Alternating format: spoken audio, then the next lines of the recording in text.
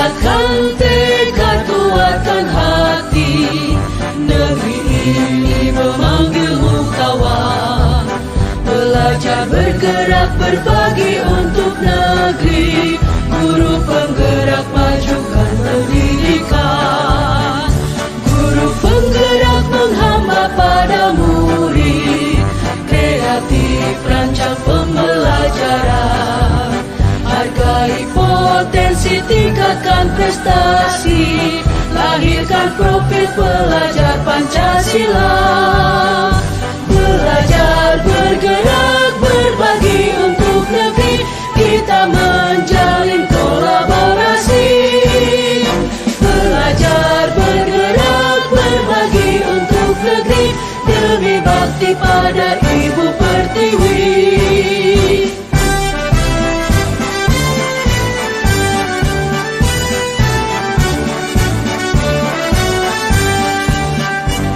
Kita akan mulai dengan peraturan-peraturan. Jadi aturan apa yang kalian inginkan supaya kalian nyaman berada di kelas.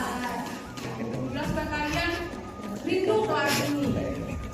Kalau kalian rindu, supaya kalian tenang belajar. Aturan-aturannya. Lalu keinginan kalian itu nanti kalian akan tempel. Nanti gua akan bagi kali ini kalian tempel. Dari yang kalian tempel, kita akan bilang, dia akan muncul keyakinan kelas. Jadi keyakinan kelas itu yang lebih umum, yang bersifat universal. Bukan apa? Kalian akan tempel. Tapi kalau kalian mau lebih bagus lagi, boleh nanti dibawa pulang catatan keyakinan kelasnya, baru ini ada tandanya. Jadi tetap akan ada di kelas supaya kalian tetap ingat. Ketika mau berbuat itu nilai betul keyakinan kelas ya kalian keren.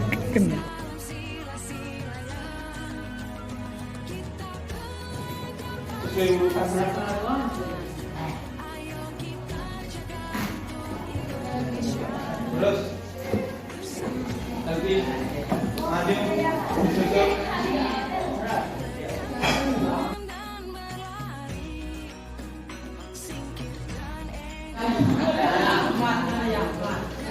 Dilarang makan di kelas karena mengganggu orang saat belajar. Tidak boleh memakai aksesoris tubuh. Tidak boleh buang nafas di halaman kelas.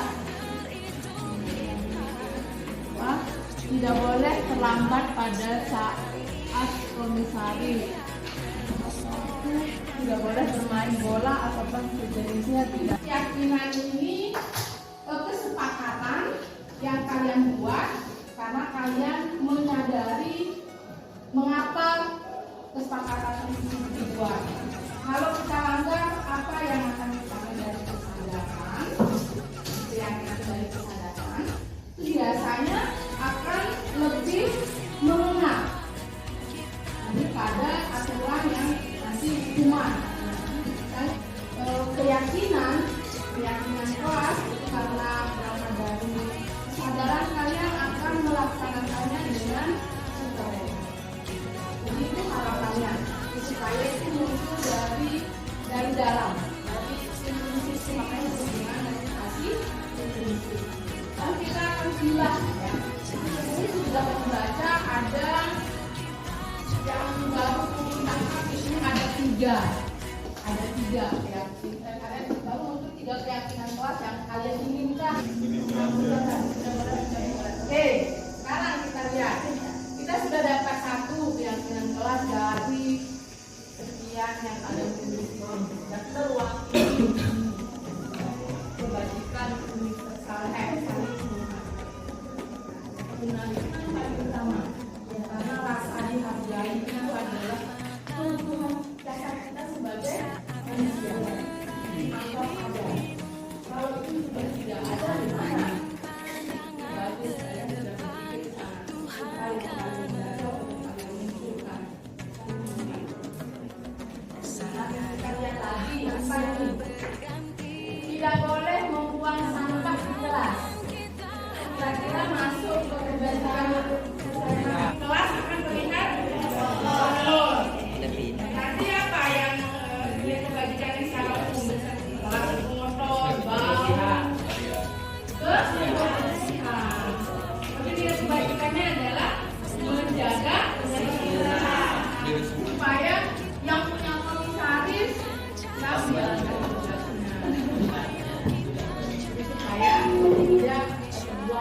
waktunya. Jadi kalian menginginkan kalian menjadi orang yang tepat waktu.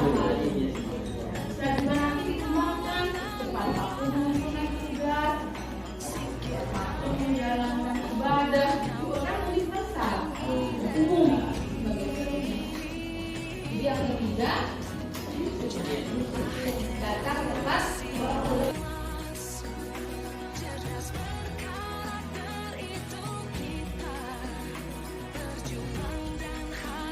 Assalamualaikum warahmatullahi wabarakatuh. Jadi untuk keyakinan kelasnya sudah kalian buat sendiri. Jadi untuk itu kalian yang buat berarti kalian yang mematuhinya. Siap ya? Jadi ada beberapa poin-poin yang sudah dibuat oleh kalian, yaitu saling menghargai, menjaga kebersihan kelas, datang tepat waktu, dan saling bekerja sama. Itu ada beberapa poin tersebut. Jadi silakan untuk menjaga kebersihan dan semuanya dan kekompakan kita. Mari kita jalani peraturan yang kalian buat sendiri. Bisa? Itu saja. Jadi sekian. Assalamualaikum warahmatullahi wabarakatuh. Kita akan mulai dengan peraturan-peraturan. Jadi aturan apa yang kalian inginkan supaya kalian nyaman berada di kelas. Jelas ke kalian rindu kelas ini. Kalau kalian rindu, supaya kalian tenang belajar. Lalu keinginan kalian itu nanti kalian akan tempel. Nanti buatan bagi kali ini kalian tempel dari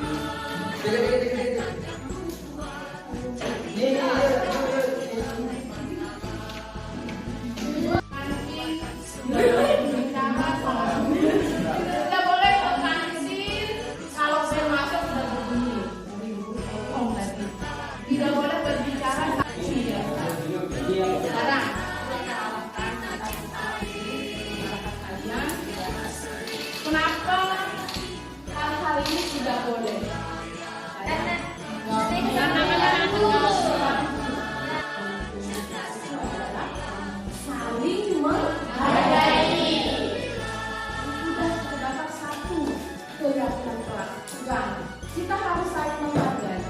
Saling menghargai itu bukan dengan teman saja. Dari lahir sampai mau meninggal kan nanti kita tetap keyakinan itu lebih kuat. Jadi kita sudah dapat satu ini apa? Saling menghargai. Kita lihat lagi sudah ya.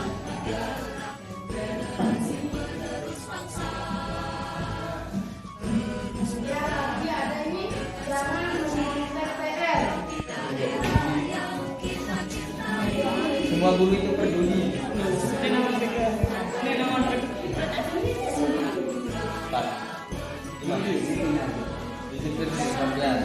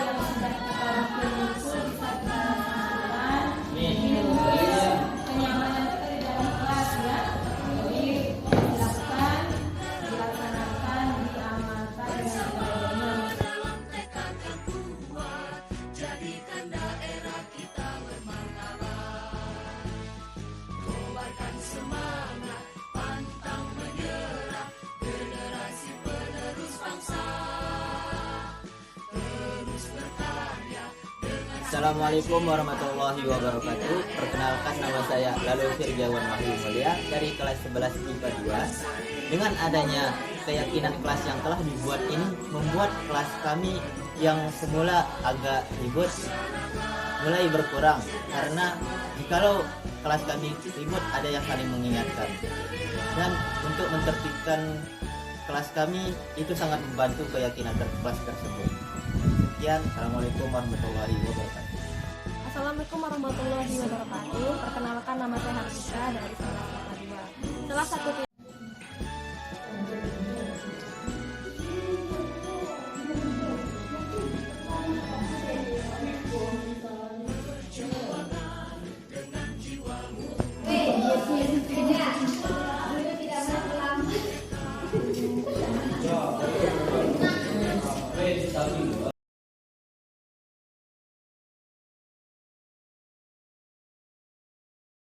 Wabihi nasta'in wa ala umuri dunya waddin wa ala alihim wa sahbihim ajma'in, amma ba'du.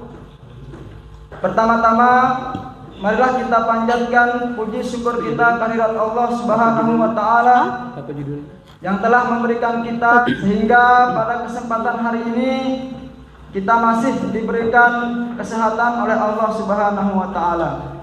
Selanjutnya selawat serta salam tak lupa pula kita haturkan kepada baginda membimbing kita sehingga kita bisa mengenal mana yang hak dan mana yang batil. Harapan kita semua tentunya nantinya dapat mendapatkan syafaat di yaumil kiamah. Amin. Yang sama-sama kita hormati dan muliakan Bapak Kepala Sekolah SMA Negeri 1 Suralaga, yang saya hormati Bapak Ibu Wakil Kepala Sekolah,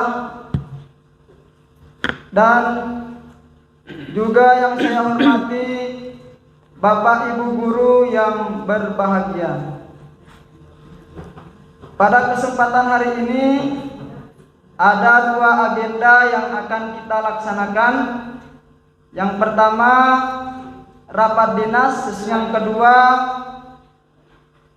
kita akan melaksanakan kegiatan pengimbasan yang akan dilakukan oleh salah satu calon guru penggerak angkatan 7. Ya, barokahnya kegiatan kita pada kesempatan hari ini, marilah kita sama-sama buka dengan menapaskan bacaan basmalah. Bismillahirrahmanirrahim. Selanjutnya yaitu kata-kata sambutan.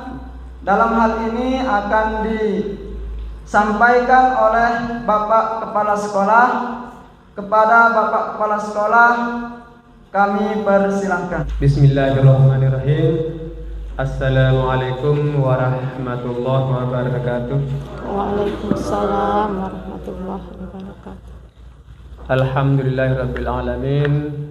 Wassalatu wassalamu ala asrafil anbiya'i wal mursalin wa ala alihim wa sahbihim ajma'in, amma ba'd. Bapak Wakil Kepala Sekolah dan Ibu Wakil Kepala Sekolah sekaligus presenter pada hari ini, maaf penyaji ya, maaf. Bapak Ibu Guru keluarga besar SMA 1 Suralaga yang saya hormati pula. Alhamdulillah, puji syukur kita panjatkan kehadirat Allah Subhanahu wa taala pada pagi hari ini kita bisa hadir di tempat ini dalam rangka untuk mengikuti salah satu kegiatan yang harus dilakukan oleh setiap calon guru penggerak, yaitu berupa aksi nyata. Ini salah satunya dari sekian banyak kegiatan yang telah dilalui. Dalam hal ini aksi nyata berupa penyebaran pemahaman dan pengalaman penerapan budaya positif. Semoga apa yang kita lakukan hari ini mendapat balasan dari Allah Subhanahu wa taala. Selanjutnya Bapak Ibu, tidak lupa saya mengajak Bapak Ibu untuk kita sama-sama menyampaikan salawat dan salam kepada junjungan alam besar Muhammad sallallahu alaihi wasallam. Semoga kelak kita mendapat syafaat beliau. Amin ya rabbal alamin. Bapak Ibu yang saya hormati, sekali lagi ini adalah kedua kalinya kita melaksanakan acara seperti ini, dan saya sebagai kepala sekolah mengucapkan syukur alhamdulillah sudah ada 2 orang guru kita yang insya Allah akan menjadi GP. 3 orang. Penggerak. 3 orang. 3 ya? Oh ya Pak Bizin ya Pak. Semakin banyak guru penggerak kita, insya Allah sekolah kita semakin dipandang atau semakin dilihat, dilirik sama pemerintah pusat insya Allah ya. Karena salah satu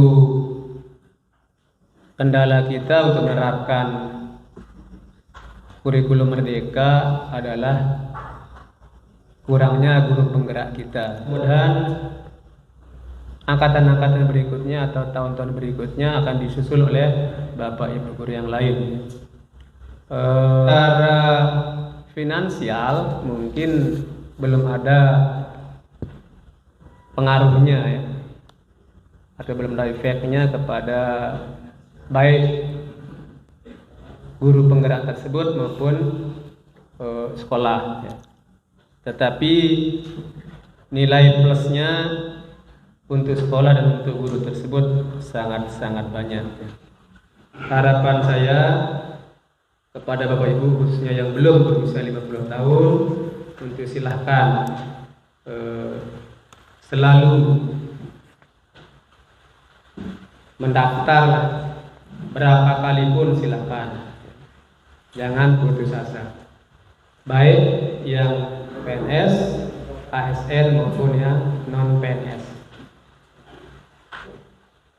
Khusus kepada teman-teman yang sudah atau yang masih calon guru penggerak ya, tugas Bapak Ibu yang paling ditunggu-tunggu adalah bagaimana menggerakkan kita semua, khususnya yang belum penggerak. Maaf, guru penggerak pede sekali mengajak baik kepala sekolahnya, gurunya yang lain ya, untuk bergerak maju. Minimal kalau bahasanya menteri, minimal setingkat lebih maju, minimal setara dengan sekolah-sekolah yang sudah maju. Bila perlu kita lampaui mereka. Ya ini harapan saya ya, kepada teman-teman yang 3 ini, termasuk CGP-nya Bu Siti Aminah, semoga nanti mampu atau bisa atau mau menggerakkan kita semua, terutama kita yang belum jadi guru penggerak. Terutama penggerak mungkin menggerakkan guru-guru, menggerakkan stakeholder yang ada di sekolah, menggerakkan sekolah, menggerakkan juga siswa-siswi kita ya. Semoga nanti apa yang Bapak Ibu akan lakukan di sekolah ini bisa kita lihat hasilnya, bisa kita jadi rujukan untuk Bapak Ibu guru yang belum menjadi guru penggerak. Khusus kepada Ibu Siti Aminah yang hari ini akan memaparkan materi berupa penyebaran pemahaman dan pengalaman penerapan budaya positif. Semoga apa yang Ibu lakukan pada hari ini betul-betul membuat sekolah kita semakin berbudaya positif. Nanti apa materinya, apa yang akan disampaikan kita dengarkan bersama-sama. Semoga nanti apa yang diharapkan oleh Bu Aminah dan khusus pribadi saya sangat berharap nanti untuk kita bersama-sama bagaimana menerapkan budaya positif tersebut ya, untuk baik kepada teman-teman sejawat, kepada anak-anak kita dan kepada stakeholder SMA 1 Surabaya. Saya kira itu yang bisa saya sampaikan pada kesempatan ini. Mohon maaf atas segala kekurangan. Bila wassalamualaikum warahmatullahi wabarakatuh. Waalaikumsalam warahmatullahi wabarakatuh. Selanjutnya yaitu acara aksi nyata sekaligus penimbasan yang akan langsung disampaikan oleh Ibu Siti Aminah selaku calon guru penggerak kepada Bismillahirrahmanirrahim. Assalamualaikum warahmatullahi wabarakatuh. Bapak Kepala SMA 1 Suralaga yang saya hormati, Bapak Ibu guru, pertama-tama marilah kita panjatkan puji syukur kehadirat Allah yang telah memberikan kita kesempatan sehingga kita masih bisa melaksanakan tugas kita, dan terutama dan lebih khusus kegiatan untuk siang hari ini. Dan tidak lupa pula kita haturkan sholawat serta salam kepada junjungan kita Nabi besar Muhammad Sallallahu Alaihi Wasallam ya. Semoga di akhir nanti kita mendapatkan syafaat beliau. Amin amin ya robbal alamin. Bapak Ibu, saya ucapkan terima kasih atas keluangan waktu untuk menghadiri undangan pribadi dari saya. Tujuan dari pertemuan atau kegiatan kita pada hari ini, jadi saat ini adalah saya akan mengadakan aksi nyata modul 1.4 budaya positif. Ini adalah bagian dari tugas kami pada program pendidikan guru penggerak. Selama kurang lebih 2 bulan sudah 1 modul yang alhamdulillah sudah kami selesaikan, dan ini adalah submodul terakhir 1.4 itu tentang budaya positif. Jadi di aksi nyata ini kami ditugaskan untuk mengadakan pengimbasan, untuk mengadakan diseminasi atau penyebaran bagaimana pemahaman dan pengalaman penerapan kami tentang budaya positif di sekolah kita. Saya ucapkan selamat datang kepada Bapak Ibu guru hebat SMA 1 Suralaga. Mari kita belajar bersama, berkolaborasi dan saling mendukung agar tercipta budaya positif dan lingkungan positif di sekolah kita tercinta. Saya sampaikan dulu budaya positif sebelum ke bagian-bagiannya. Jadi budaya positif itu adalah nilai-nilai atau kebiasaan-kebiasaan di sekolah yang berpihak pada peserta didik agar mereka dapat berkembang menjadi pribadi yang kritis, penuh hormat dan bertanggung jawab. Konsep utama dalam modul budaya positif ini ada beberapa, bisa lihat, di antaranya adalah perubahan paradigma, kemudian ada disiplin positif dan nilai kebajikan universal, kemudian kebutuhan dasar manusia, teori motivasi, hukuman, penghargaan dan restitusi, keyakinan kelas, 5 posisi kontrol, dan yang terakhir adalah segitiga restitusi. Bapak Ibu sudah membaca terlebih dahulu tentang budaya positif. Bahkan di sekolah kita ini kan sudah ada 2 guru penggerak angkatan 4. Saya bukan posisinya menggurui Bapak Ibu. Ya. Kita akan belajar bersama, kemudian kita akan berkolaborasi. Yang pertama, bagian dari budaya positif itu adalah perubahan paradigma. Perubahan paradigma itu adalah bagaimana bahwa kita itu tidak bisa mengontrol orang lain. Kita tidak bisa dikontrol oleh orang lain. Jadi kita hanya bisa mengontrol diri kita sendiri. Untuk stimulus respon, kita mencoba mengubah orang agar berpandangan sama dengan kita. Misalnya kita membuat aturan, kita mau anak kita mengikuti ini. Di kelas, pada saat kita mengajar, kita mempunyai keinginan begini. Nah, kita mencoba mengubah orang agar berpandangan sama dengan kita. Sementara menurut teori kontrol atau teori pilihan, kita berusaha memahami pandangan orang lain tentang dunia. Perilaku buruk dilihat sebagai suatu kesalahan. Tanpa saya sadari juga, saya yang di kesiswaan mungkin yang paling sering merasa emosi, jengkel melihat anak-anak, karena saya menganggap kalau perilaku buruk itu adalah suatu kesalahan. Tetapi semua perilaku ternyata memiliki tujuan. Itu menurut teori kontrol. Orang lain bisa mengontrol kita, tapi hanya Anda yang bisa mengontrol diri Anda. Ya.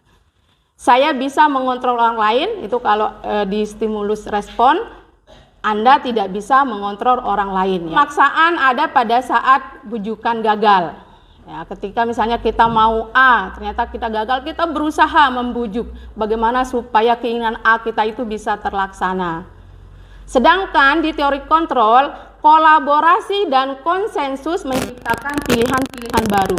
Jadi nanti di penjelasan berikutnya itu akan muncul bagaimana kita berkolaborasi dengan anak supaya ada pilihan-pilihan baru, bukan pilihan yang kita sodorkan, tapi kita yang menentukan bersama dengan anak.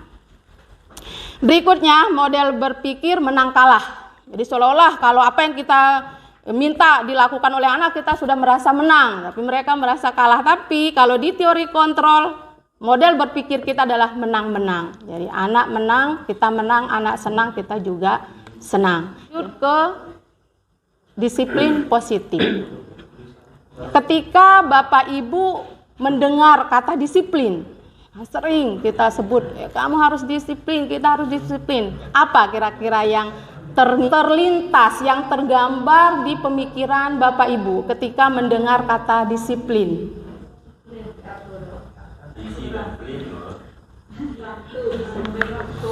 Waktu. Disiplin itu kita melaksanakan apa yang menjadi tugas dan tanggung jawab. Kita sadar itu adalah tanggung jawab. Sadar. Nanti pada akhirnya itu adalah kesadaran diri. Apa itu disiplin positif? Dalam rangka menciptakan lingkungan positif, salah satu strategi yang perlu kita tinjau itu adalah bagaimana penerapan disiplin kita. Apakah telah efektif ataukah perlu kita tinjau kembali?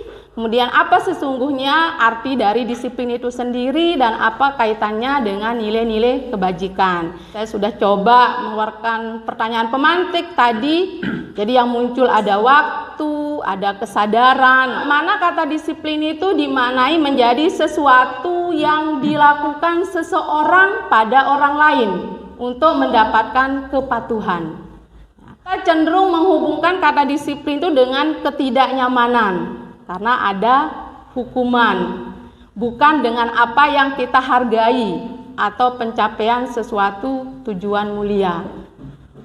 Ya kan Bapak Ibu, kalau saya tidak melakukan ini, apa sih hukumannya? Sebagai pendidik, tujuan kita adalah menciptakan anak-anak yang memiliki disiplin diri. Nah ini yang disebut oleh Pak Wakakur tadi, kesadaran. Ya. Kesadaran yang datang dari dalam diri, sehingga mereka bisa berperilaku dengan mengacu pada nilai-nilai kebajikan universal dan memiliki motivasi intrinsik bukan ekstrinsik. Jadi itu tugas kita sekarang Bapak Ibu, bagaimana kita mendampingi, mengawal anak-anak kita supaya mereka berperilaku, mereka mau mengikuti apa yang ada di sekolah itu benar-benar karena motivasi yang datang dari dalam diri mereka. Itu yang disebut dengan motivasi intrinsik. Itu akan terjadi jika anak-anak kita sudah ada kesadarannya. Ini memang hal yang sulit, tapi kalau kita bekerja sama, kita berkomitmen, insya Allah bisa terlaksana. Kemudian disiplin positif itu adalah salah satu cara penerapan disiplin yang bertujuan untuk menumbuhkan kesadaran serta memberdayakan anak melakukan sesuatu tanpa imbalan, tanpa ancaman maupun hukuman. Kita mau melakukan aturan itu tanpa kita iming-imingi dengan penghargaan, ya. Kita ancam tanpa kita berikan hukuman, tapi mereka melakukannya itu karena mereka menghargai dirinya.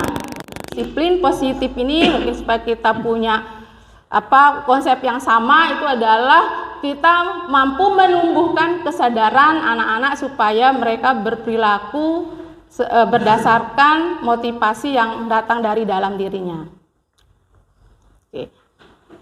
Kemudian di berikutnya adalah nilai-nilai kebajikan universal. Jadi menurut Ki Hajar Dewantara dan Diane Gosen mengartikan bahwa disiplin sebagai bentuk kontrol diri, yaitu belajar untuk mengontrol diri agar dapat mencapai suatu tujuan mulia. Tujuan mulia di sini mengacu kepada nilai-nilai atau prinsip-prinsip mulia yang dianut. Kita namakan nilai-nilai tersebut adalah sebagai nilai-nilai kebajikan yang universal. Nilai-nilai kebajikan itu adalah sifat-sifat positif manusia yang merupakan tujuan mulia yang ingin dicapai setiap individu.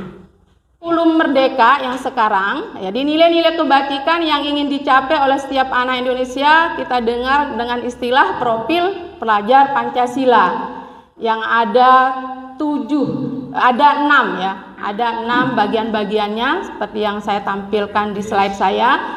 Kemudian pertama itu beriman, bertakwa kepada Tuhan Yang Maha Esa dan berakhlak mulia. Kemudian yang kedua mandiri, bernalar kritis, berkebinekaan global, bergotong royong dan kreatif.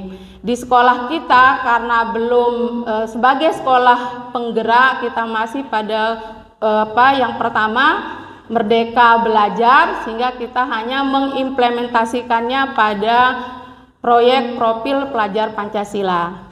Tapi seperti harapan Bapak Kepala Sekolah, mudah-mudahan kedepannya sekolah kita bisa juga menjadi sekolah penggerak. Berikutnya adalah kebutuhan dasar manusia. Ya.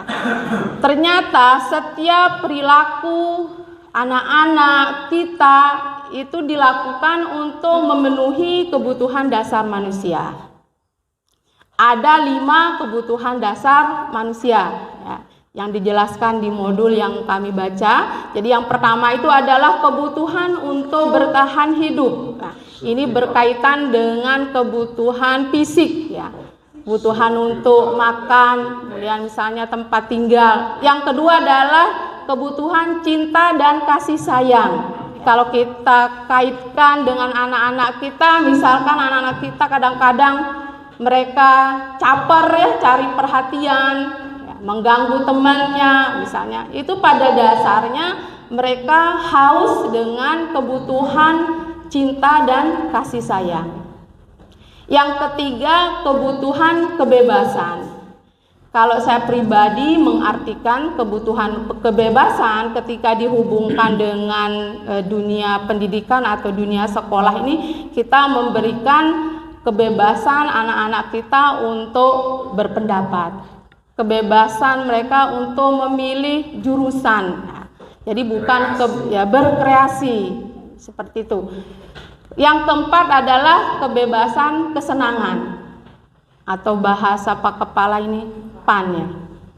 Jadi di dalam pembelajaran ternyata anak-anak kita juga butuh kesenangan, sehingga yang diharapkan di kurikulum Merdeka Belajar ini adalah kita sebagai pendidik itu bagaimana merancang proses pembelajaran supaya anak itu senang di dalam kelas, tidak monoton. Jadi sehingga anak tidak bosan, supaya kebutuhan dasar mereka tentang kesenangan bisa terpenuhi. Mungkin dengan terpenuhinya salah satu kebutuhan ini jadi hal-hal yang negatif yang tidak kita harapkan mungkin bisa berkurang ya. Mereka tidak melanggar kesepakatan yang ada di kelas maupun di sekolah.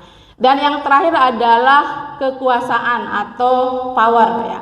Jadi kadang-kadang kita lihat di kelas kita ada satu atau beberapa anak kalau berpendapat maunya dia saja, tidak memberikan kesempatan ke temannya yang lain. Ketika kita menemukan anak-anak kita seperti itu, maka yang mereka butuhkan di sana adalah kebutuhan dasar kekuasaan ya.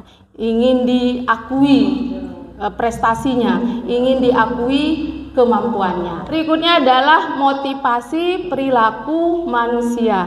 Menurut para ahli ada 3 motivasi kita melakukan sesuatu. Motivasi manusia untuk melakukan sesuatu itu yang pertama untuk menghindari dari ketidaknyamanan atau hukuman. Apa yang akan terjadi apabila saya tidak melakukannya? Misalnya di tata tertib rambut yang laki-laki harus rapi. Kadang-kadang anak-anak mau melakukan itu mungkin karena takut sama Pak Amri, ya, takut sama Bapak Guru yang piket. Karena mereka melakukannya hanya untuk menghindari hukuman, menghindari rasa tidak nyaman. Yang kedua, ini untuk mendapatkan imbalan dari orang lain atau institusi. Nah, misalkan, tapi saya yakin Bapak Ibu hebat SM1 Suralaga tidak ada seperti itu. Rajin ke sekolah mungkin supaya dianggap jadi guru misalnya guru teladan, atau misalnya diberikan hadiah oleh Bapak Kepala Sekolah, tapi saya yakin itu tidak ada. Nah, akan saya dapatkan apabila saya melakukannya. Jadi itu motivasinya adalah kita mengharapkan imbalan. Yang ketiga, itu adalah motivasi karena kita ingin menghargai diri kita sendiri. Ya. Saya akan menjadi orang yang seperti apa bila saya melakukannya. Kita berusaha datang tepat waktu ke sekolah karena menghargai diri. Saya adalah orang yang bisa menghargai waktu. Nah, ini yang akan kita harapkan muncul di anak-anak kita. Mereka mau melakukan sesuatu, mengikuti aturan itu karena benar-benar menghargai dirinya. Untuk motivasi 1 dan 2 ini adalah motivasi eksternal, ya, berasal dari luar. Itu biasanya sifatnya tidak lama. Ya. Kalau misalnya sudah merasa aman, kadang-kadang dia tidak akan melakukan itu. Kalau sudah berharap dapat imbalan ternyata tidak, maka tidak akan melakukan itu. Itu motivasi yang ketiga, itu adalah yang berasal dari dalam yang disebut dengan motivasi intrinsik. Ya, memang kekuatan dari dalam itu yang luar biasa. Mudah-mudahan kita bisa mulai dari diri kita, Bapak Ibu, ya, kemudian kita tularkan ke anak-anak kita supaya mereka memiliki motivasi untuk menghargai diri sendiri, bukan karena rasa takut, kemudian bukan karena ingin mendapatkan penghargaan ataupun dipuji. Oke. Berikutnya adalah disiplin dengan identitas gagal. Termasuk dalam disiplin dengan identitas gagal itu adalah yang pertama itu hukuman. Itu adalah sesuatu yang menyakitkan harus terjadi. Ya. Tidak nyaman untuk jangka waktu panjang. Ya, korban mendapat keadilan karena siapa yang melakukan langsung itu yang kita eksekusi. Sistem tidak akan berjalan bila murid tidak takut. Disiplin dengan identitas gagal berikutnya adalah penghargaan. Nah, ketika saya juga mendapat materi ini, saya kaget. Oh, ternyata penghargaan itu juga termasuk disiplin yang identitas gagal. Ya. Karena kita sering melakukannya. Mungkin ini dasarnya dulu waktu penerapan kurikulum KBK, ya KBK itu kan tidak ada perankingan di dalam rapor. Tapi sekarang di kurikulum 2013 kok kita munculkan lagi. Penghargaan itu adalah menghukum. Ya. Menghukum maksudnya begini, misalkan ada di dalam kelas itu anak kita tidak mendapat juara, kan mereka merasa dihukum, merasa tersiksa. Kemudian penghargaan itu merusak hubungan karena ada persaingan. Ya. Kemudian penghargaan menurunkan kreativitas dan yang paling parah adalah penghargaan itu akan mengurangi motivasi intrinsik. Karena di budaya positif ini yang digarisbawahi itu adalah terbentuknya, tumbuhnya motivasi intrinsik. Berikutnya adalah disiplin dengan identitas sukses. Jadi yang termasuk dalam disiplin dengan identitas sukses itu ada konsekuensi dan restitusi. Konsekuensi itu sesuatu harus terjadi, kemudian tidak nyaman untuk jangka waktu pendek, korban bisa diabaikan, penguatannya hanya berjalan dalam jangka waktu pendek. Memerlukan monitoring dan supervisi terus-menerus dari guru. Berikutnya adalah restitusi. Restitusi itu merupakan pilihan. Jadi nanti ada kolaborasi, kita berdialog dengan anak sehingga muncul pilihan-pilihan. Menguatkan untuk murid dalam jangka waktu panjang. Korban mendapatkan ganti, tidak merasa terpojok, maksudnya di sini. Kemudian masalah terpecahkan, murid belajar untuk bertanggung jawab untuk perilakunya. Mereka sadar sendiri, oh saya salah maka saya harus begini ya. Kemudian fokus pada pemecahan masalah dalam jangka waktu yang panjang. Perbedaan hukuman dan konsekuensi. Tadi juga sudah, tapi ini asal sudah saya tayangkan di slide. Di slide sebelumnya sudah ada hukuman dan konsekuensi. Berikutnya adalah konsep disiplin dengan pendekatan restitusi. Saya akan perjelas kembali. Restitusi adalah proses menciptakan kondisi bagi murid untuk memperbaiki kesalahan sehingga mereka bisa kembali pada kelompok mereka dengan karakter yang lebih baik. Ciri-ciri restitusi jadi bukan untuk menebus kesalahan, tetapi untuk belajar dari kesalahan, memperbaiki hubungan, tawaran bukan paksaan. Restitusi menuntun untuk melihat ke dalam diri, ke potensi diri anak ya. Restitusi mencari kebutuhan dasar yang mendasari tindakannya. Jadi anak sering terlambat, kenapa? Dia sering mengganggu teman di dalam kelas, kenapa? Ya, jadi kita akan mencari kebutuhan dasar yang mendasari tindakannya. Restitusi fokus pada karakter bukan pada tindakan. Jadi kalau karakter itu akan selamanya melekat di anak, sedang kalau tindakan itu hanya sesaat. Restitusi fokus pada solusi. 5 posisi kontrol restitusi. Juga dijelaskan pada saat Ibu Munawarah mengadakan desiminasi. Jadi ada 5, yang pertama itu penghukum, pembuat rasa bersalah, sebagai teman, pemantau, dan manajer. Kira-kira kita selama ini berada di mana Bapak Ibu? Manajer. Alhamdulillah kalau di manajer. Penghukum, iya. Jujur memang sebagian besar kita sebagai penghukum. Tapi kan pelan-pelan kita akan menuju ke manajer ya. Kalaupun tidak bisa, maka di sekolah kita berada pada pemantau dan manajer. Apa sih bedanya? Saya akan tunjukkan di tabel ini saja. Ya saja, kalau kita guru pendidik sebagai penghukum, ya, biasanya kata-kata yang sering kita lontarkan itu, kalau kamu tidak melakukannya awas ya, rasakan. Nah, itu sebagai penghukum. Kemudian kalau sebagai pembuat orang merasa bersalah, kamu seharusnya tahu. Bagaimana kalau orang tuamu tahu? Ibu kecewa, bapak kecewa. Nah, itu adalah kita sebagai pembuat orang bersalah. Kalau sebagai teman, nah, biasanya murid kan akan merasa nyaman. Jadi kata-kata yang sering, ayolah berbuat ini demi bu guru, demi. Kemudian kalau sebagai pemantau, kita akan mengingatkan, sekolah masuk jam berapa?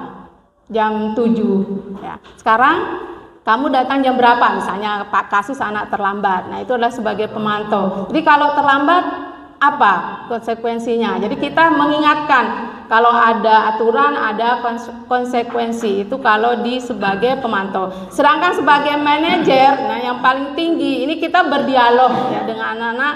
Kita mulai menanyakan kenapa, apa yang bisa dilakukan untuk menebus kesalahannya dan sebagainya. Berikutnya adalah membuat keyakinan kelas. Ini sudah saya lakukan di kelas bimbingannya Pak Irwan dan Ibu Sri Rizki. Jadi keyakinan kelas itu adalah kesepakatan yang kita yakini di dalam kelas. Membuatnya bisa kita rangkum. Yang pertama itu adalah membuat peraturan. Jadi kemarin itu saya minta anak-anak menulis masing-masing peraturan. Setelah itu merumuskan keyakinan kelasnya, kemudian mendesain atau menulis keyakinan kelas. Bagaimana pembuatan keyakinan kelas? Ya, mungkin kita kenapa tidak pakai peraturan sih? Kenapa harus keyakinan? Nah, karena kalau peraturan itu masih ada hubungannya dengan hukuman, tapi kalau keyakinan itu akan muncul motivasi intrinsik ya. Lebih lama. Sama juga misalnya bapak-bapak ibu yang bisa naik sepeda motor misalnya harus pakai helm. Kan itu peraturan. Tapi sebenarnya kan tujuannya untuk apa? Melindungi. Iya, keselamatan. Jadi keselamatan itu adalah keyakinan. Di sini tidak menggunakan kata peraturan, tapi menggunakan kata keyakinan.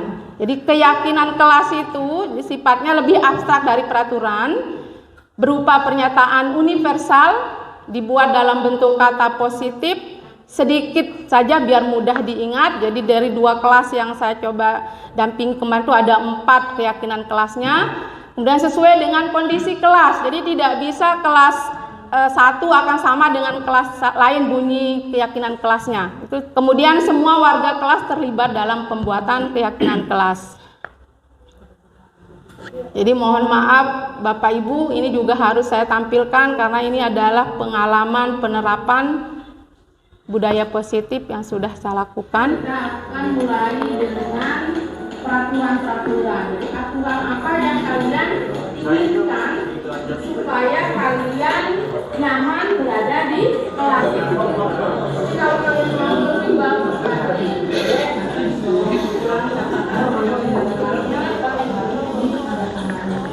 tetap akan ada di kelas. Saya kalian tetap ingat ketika mau berbuat itu mulai itu betul yang kelas dari kalian.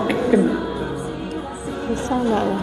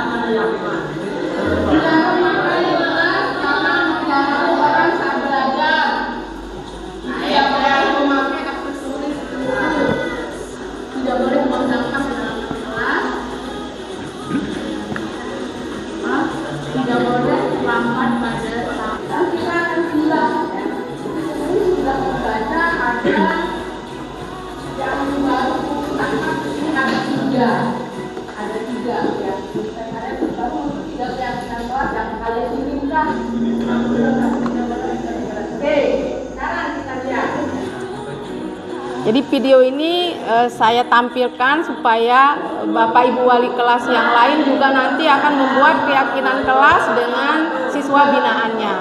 Jadi ada urutan-urutannya tadi kan, menyusun peraturan, kemudian merumuskan keyakinan dan mendesainkan. Berarti kalian yang mematuhinya yang telah untuk siap ya terpelajari. Ada beberapa wali kelas. Makanya wali kelas yang mendampingi.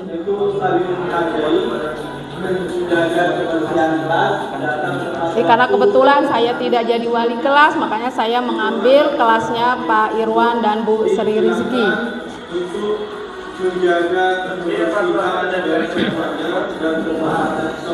Kan itu ada video. Kita jalani peraturan yang kalian buat sendiri.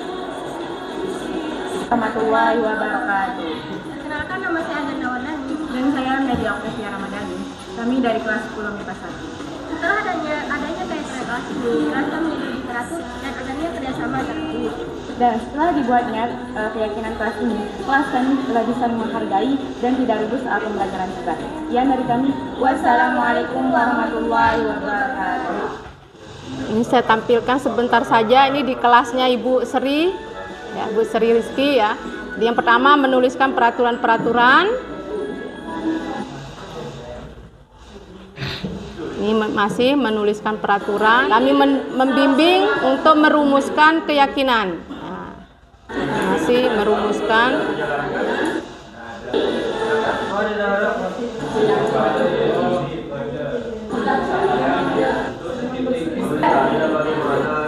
Nah, ini baru menulis atau mendesain keyakinan kelas yang ditandatangani oleh wali kelas dan semua siswa.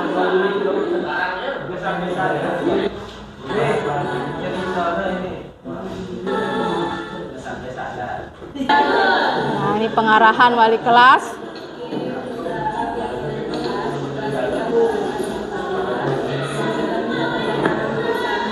Kita cukupkan untuk keyakinan kelas ya Bapak Ibu. Sudah ada gambarannya ya.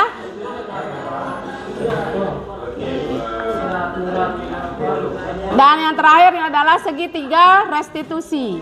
Segitiga restitusi ini adalah merupakan proses dialog yang dijalankan guru dan atau orang tua agar menghasilkan murid atau anak yang mandiri. Jadi kalau ada anak yang melanggar peraturan, tidak langsung kita hukum, tidak langsung kita omel, tapi kita coba ajak berdialog.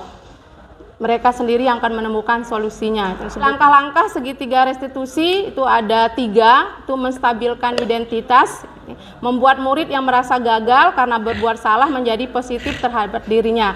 Jadi kata-kata yang akan kita munculkan ketika kita menstabilkan identitas itu adalah bahwa semua orang pasti pernah melakukan kesalahan. Ya, tidak ada orang yang sempurna. Itu adalah untuk menstabilkan identitas. Ya. Jadi kadang-kadang anak sudah melakukan kesalahan, ada rasa takut, nanti dia akan berbohong supaya tidak terjadi itu. Kita stabilkan dulu. Ya. Kemudian yang kedua namanya adalah validasi tindakan yang salah. Jadi membuat murid mengetahui kebutuhan dasar yang ingin dipenuhi ketika melakukan kesalahan itu. Kata-kata yang akan kita berikan ke anak, kamu melakukan ini pasti karena ada tujuannya. Ya, itu. Yang ketiga adalah menanyakan keyakinan. Ya, kita menghubungkan kesalahannya itu dengan norma yang berlaku atau keyakinan yang sudah kita sepakati. Ini simulasi, ini sebagai tugas kami sebelumnya. Nah, sebentar saja. Ya.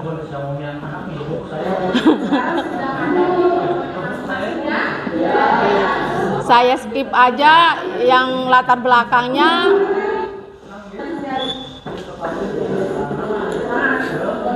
Menstabilkan identitas, ini simulasi.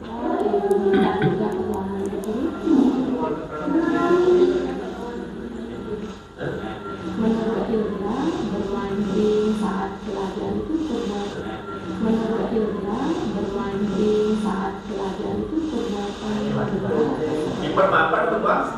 Hah? Kalau yang ini semua kita pada saat kita menemukan pelanggaran lah seperti itu. Iya. Baru ini yang kedua, validasi tindakan yang salah, kita mengatakan bahwa pasti punya alasan.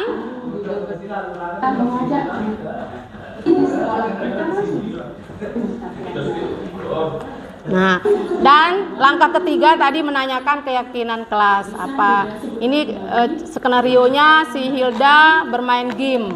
Ya, sementara keyakinan kelas itu kan saling menghargai. Jadi bermain game pada saat pembelajaran berarti kan keyakinan kelas yang tidak dilakukan atau yang dilanggar itu adalah demikian. Bapak Ibu, pemaparan dari saya bagaimana pemahaman saya dan pengalaman saya ketika mengadakan penerapan budaya positif. Ya, mudah-mudahan dari apa yang saya sampaikan ini menjadi stimulus bagi kita semua supaya kita bisa berbuat bagaimana menciptakan budaya positif di sekolah kita. Terima kasih. Wabillahi taufik wal hidayah. Wassalamualaikum warahmatullahi wabarakatuh. Waalaikumsalam warahmatullahi wabarakatuh. Baik, acara selanjutnya yaitu sesi tanya jawab. Silakan dengan tugas ini luar biasa, ini penjelasan yang sangat luar biasa. Alhamdulillah, terima kasih akan membagi tugas. Ini sebenarnya tugas saya. Berapa guru yang tidak Sukri mohon ayo daftarkan diri untuk menjadi CPP. Jadi ini kebetulan tugas-tugas yang diberikan itu banyak betul dikasih masuk dalam ini penjelasan seperti itu. Nah, sehingga tadi ada beberapa hal yang kaitannya dengan itu. Kayaknya berarti saya agak kekurangan ilmu nih. Saya ingin mendapatkan ilmu yang lebih. Nah, yang pertama kaitannya dengan disiplin berkaitan dengan hadiah dan hukuman. Yang kami pentingkan itu cara untuk menanam itu. Cara untuk menanam itu. Karena tadi penjelasan saya jadi bolak-balik itu nyari penjelasan yang bagus untuk menanamkan cara disiplin supaya kita tidak melanggar HAM. Itu kaitannya dengan itu tadi. ini cara yang paling efektif untuk itu apa? Gimana? Dari kita seorang guru. Itu yang pertama. Kemudian yang berikutnya yang kedua kaitannya dengan restitusi. Ya, hampir mirip dengan restitusi. Penjelasan yang Tuhan tadi sampaikan itu. Jadi ini saya mau ungkap sedikit kaitannya dengan pelaksanaan CBT istilahnya, konseling basis terapi. Jadi kita menekankan kepada tidak lagi memikirkan anak itu bagaimana membuat keyakinannya di CBT, tetapi kita memberikan anak itu gambaran sehingga dia tahu persis salahnya dan mengadopsi cara untuk mengatasi. Itu dari CBT yang aliran terbaru sekarang. Itu ada konseling basis terapi. Kaitkan bersama lagi dengan konseling sofistik. Nah tadi saya dengar kita belum ada mengatakan salah satu contohnya kita memberikan nasihat kepada anak ini. Kalau dulu konseling tidak diharapkan itu memberikan nasihat karena kita menggali persoalan anak dan dia menyelesaikannya. Tetapi yang sekarang kembali 180 derajat karena ada konseling sofistik. Mungkin bapak guru kita yang baru apa persis. Tapi saya baca buku ini, konseling sofisme itu malah berkaitan erat dengan pembersihan hati anak, sehingga akan membentuk keyakinannya. Gimana caranya? Nasihat dari seorang ulama kita membentuk keyakinannya. Tetapi kalau kita keras, aja anak ini ngomong ayo gimana kamu bagus dan luar biasa. Tetapi setelah itu 0%. Nah ini sekarang kita tidak berbicara tentang teori saja, tapi mari kita bicara tentang praktek.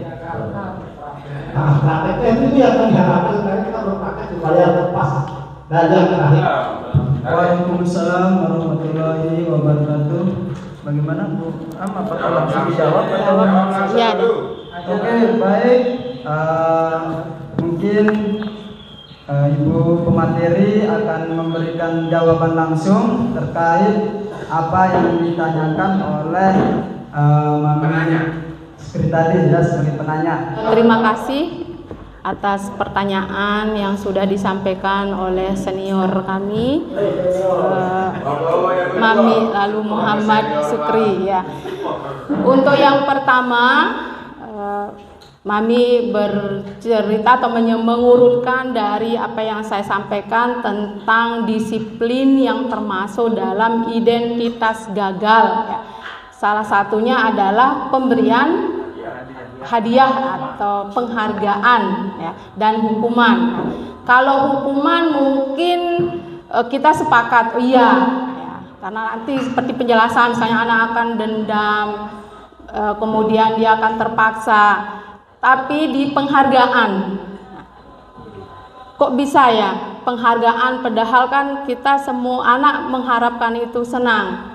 Kok dia bisa termasuk dalam identitas gagal. Nah, kalau ditanya kenapa dia dikategorikan identitas gagal, saya bisa menjawab dengan kriteria-kriteria yang saya sampaikan di slide saat tadi. Salah satunya adalah bahwa dengan adanya penghargaan itu murid atau anak itu akan merasa terhukum misalnya. Kemudian hubungan menjadi tidak baik. Nah, tetapi di dalam ini yang dimaksud yang termasuk penghargaan itu adalah sebagai identitas gagal itu adalah yang berupa benda. Tetapi kalau yang berupa apresiasi supaya anak itu termotivasi di kelas itu tidak dikategorikan sebagai disiplin identitas gagal. Adanya pemberian hadiah justru anak akan menjadi bersemangat, justru anak akan termotivasi, itu dasar awalnya dulu. Tetapi setelah diselidiki, mungkin mereka juga kan tidak mungkin akan membuat suatu keputusan atau statement secara tiba-tiba. Pasti ada data-datanya. Sehingga sekarang supaya apa yang kita yakini sebelumnya dengan ilmu yang kita terima baru ini tidak jauh, maka penghargaan itu untuk memotivasi anak itu tetap kita berikan dalam bentuk apresiasi. Misalnya kalau dalam kelas misalnya, oh kamu bagus, hebat, dan apresiasi itu kita berikan bergantian, jangan hanya untuk satu anak saja. Itu yang saya pahami, Mami. Jadi bentuknya nggak kita ganti, penghargaan tetap ada, tapi bukan dalam bentuk pemberian benda, tetapi dalam bentuk apresiasi. Dan ada aturannya juga, apresiasi ini jangan hanya untuk ke satu orang, tapi bergantian. Oh ini hebat, bagus. Jadi seperti itu nih. Jadi tetap kalau tujuannya adalah untuk memotivasi. Tapi juga maksud Mami. Jadi di sini kalau restitusi menjelaskan bahwa kita tidak memberikan keyakinan. Ya. Seharusnya kita yang memberikan keyakinan. Ya. Pada dasarnya, akhirnya itu kita juga akan menguatkan keyakinan, tetapi cuman prosesnya yang agak berbeda di sini, Mami. Jadi kita tidak langsung kamu harus begini, ini yang terbaik. Tetapi di restitusi itu kita berdiskusi, ya muncul kalau begini ya. Dari apa yang dimunculkan itu muncullah apa yang terbaik itu. Jadi di sana kita masuk nasihat juga, Mami. Jadi bukan berarti kita lepas. Ya, jadi di disiplin positif itu bukan berarti anak bebas dari ancaman, anak bebas dari hukuman, kemudian tidak ada aturan. Jadi tetap akan ada aturan, ya. Iya. Kemudian dengan adanya keyakinan kelas, kemudian tidak ada tata tertib di sekolah, tidak. Jadi keyakinan kelas itu adalah internalisasi atau kesimpulan dari aturan tata tertib yang ada di lingkungan sekolah, supaya kita juga tidak salah memahami Bapak Ibu wali kelas. Sudah ada keyakinan nih di kelas saya tidak perlu ada tata tertib sekolah, enggak. Jadi keyakinan itu adalah internalisasi, ya. Jadi sekali lagi Mami, jadi bukan berarti kita tidak mempunyai kekuatan untuk memberikan mana yang terbaik, tapi sebelum kita menguatkan itu dari mereka dulu, seperti itu. Kemudian yang ketiga, bagaimana cara kita, ya, ini kasus kan, sudah semua cara yang kita lakukan, tapi mohon maaf mungkin sudah semua cara itu dari versi kita, Mami, ya, tetapi dari versi yang seharusnya mungkin belum. Nah mungkin sekarang kita coba, kalau kemarin misalnya kita langsung kamu salah, ya, kamu harusnya begini. Sekarang kita coba kita mengikuti langkah-langkahnya, ya, yang di manajer itu. Tanya saja sekarang, ini barusan selesai dengan wali kelasnya itu 12 IPS 2. Langkahnya untuk mengatasi si Henry kan? Nah, salah satu sekarang ini sudah semua sudah sempat, sudah habis dari dirinya sudah. Iya. Sudah habis loh. Iya. Ini makanya saya mau sampaikan ini sudah senang fokusnya setelah tadi ada restitusi, setelah tadi ada hadiah. Iya. Iya. Nah, terakhir sekarang barusan selesai wali kelasnya ini.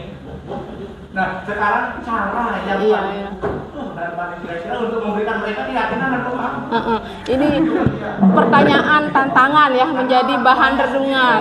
Nanti dibicarakan lagi. Iya. Orang tuanya, keluarga sendiri tidak punya keyakinan, sudah habis akal. Kita ini sudah habis akal karena hanya mereka percaya dan yakin sama dirinya sendiri, sama anaknya. Jadi seolah-olah memang sudah tidak ada kesadaran, kemudian hidayah, ya.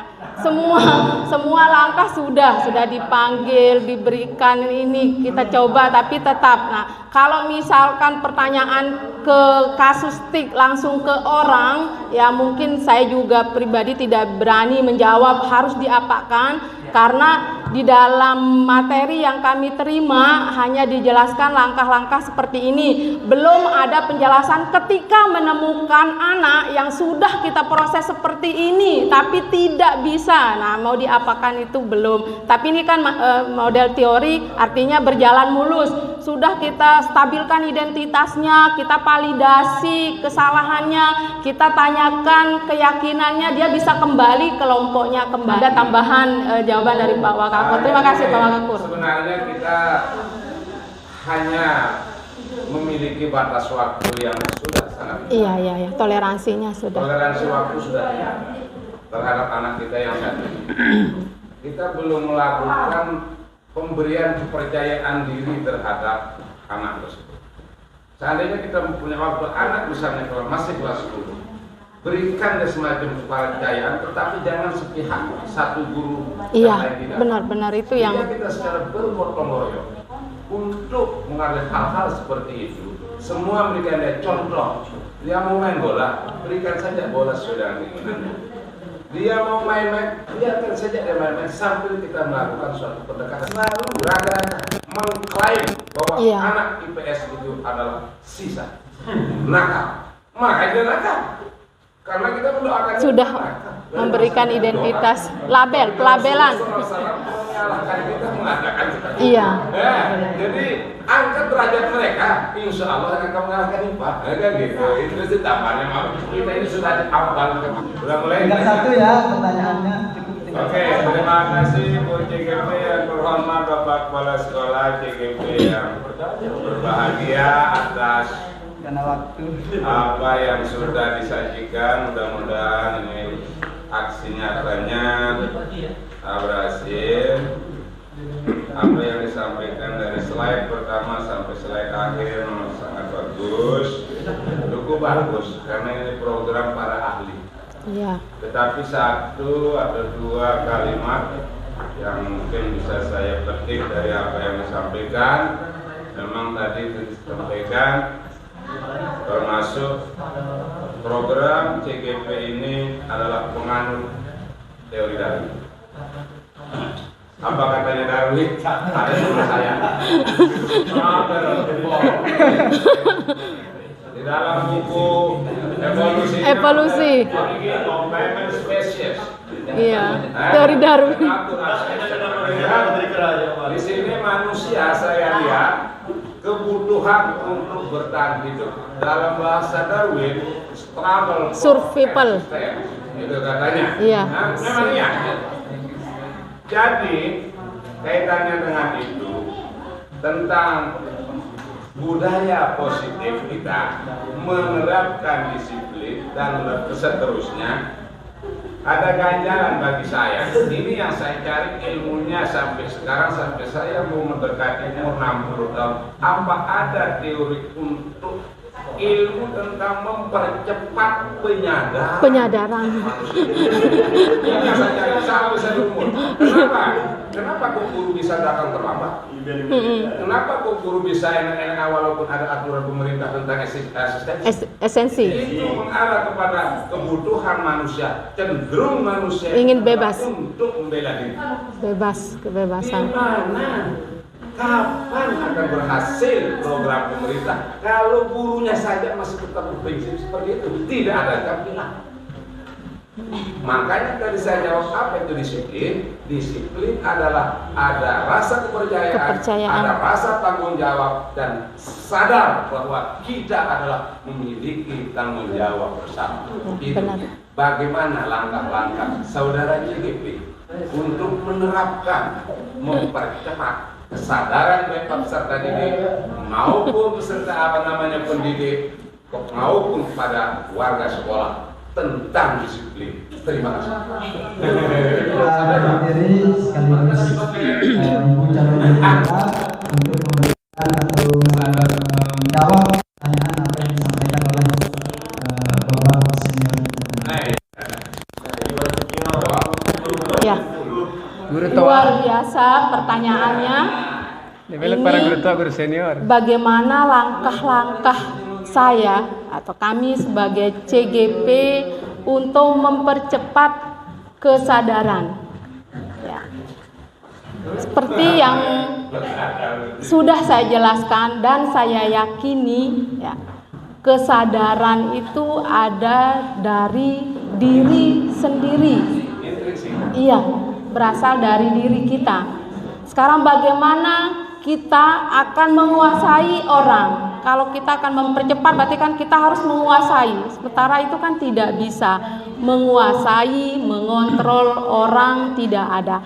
Tetapi kalau ditanya dari moral, ya, artinya tanggung jawab moral, bagaimana supaya disiplin diri bisa muncul, bisa ada di lingkungan kami, apakah itu di Bapak Ibu guru atau di anak-anak sebagai tanggung jawab moral, mungkin kami akan mulai dari diri sendiri, memberi contoh mungkin, memberi teladan. Mungkin itu yang bisa. Kalau menguasai atau mengontrol Bapak Ibu, anak ya. Anak pun tidak bisa, apalagi Bapak Ibu. Nah, ketika saya ditanya apa sih yang akan dilakukan, maka jawaban saya sendiri berusaha akan menjadi contoh, walaupun mungkin belum 100% jadi contoh yang terbaik. Jadi seperti itu Pak Wakakur. Terima kasih kami ucapkan terutama kepada Ibu narasumber sekaligus calon guru penggerak di SMA 1 Suralaga ini, dan terima kasih pula kepada Bapak Ibu guru yang sampai saat ini tetap bersabar dan juga tetap tenang di dalam melaksanakan kegiatan ini. Mudah-mudahan apa yang kita lakukan hari ini bisa bermanfaat untuk kita dan juga nantinya bisa kita terapkan di sekolah.